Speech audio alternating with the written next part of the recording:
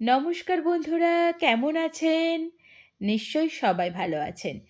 আজ বানাচ্ছি চিংড়ির মালাইকারি, তাও আবার দেখুন খুব কিন্তু সহজ উপায়ে। তার জন্য দেখুন আদা রসুন পেঁয়াজ টমেটো আর নিয়েছি চিংড়ি মাছগুলো আর কিছুটা কোরানো নারকেল।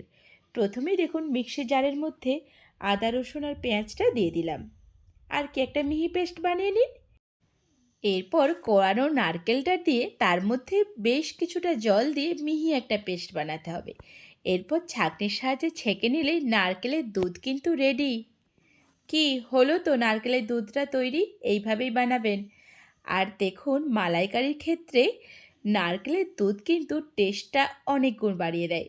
এরপর কড়াইয়ের মধ্যে দিয়েছি সর্ষের তেল, একদম কাচ্চিখানি, তবেই না মালাইকারির টেস্টটা পাবেন। এরপর দিয়ে দিন গোটা গরম মশলা, এলাচ লবঙ্গ আর দারচিনি, আর কিছু না। এরপর ওই পেস্ট করে রাখা মশলাটা আদা রসুন পেঁয়াজের পেস্টটা দিয়ে দিলাম, দিয়ে ভালো করে কষান।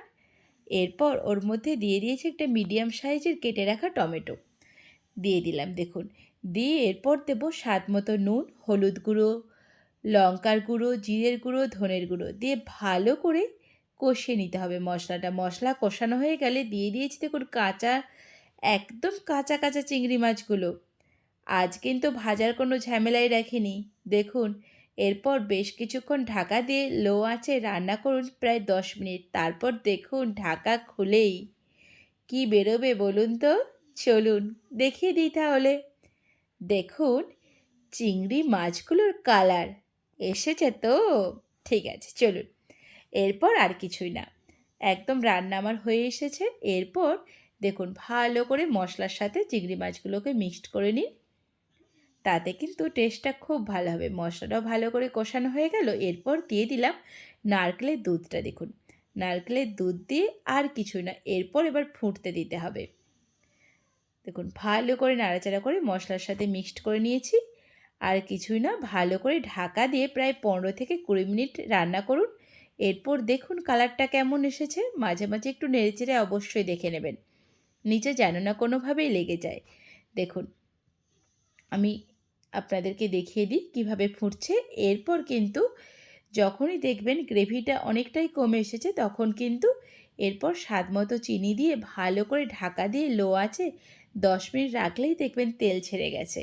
আর কিছুই না, একদম রেডি। এরপর গরম মশলা গুঁড়ো আর ঘি, ব্যাস, আর চেরা কাঁচা লঙ্কা দিয়ে দিন।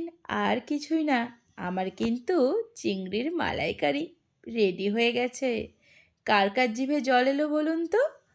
আমি কিন্তু একদম খাওয়ার জন্য রেডি। আপনারা আসছেন তো? চলে আসুন তাড়াতাড়ি। চিংড়ির মালাইকারি খেতে হলে অবশ্যই আসতে হবে আমার রান্নাঘরে। দেখুন একদম কিন্তু রেডি বন্ধুরা। এরপর গরম ভাত, আর কি চাই বলুন তো?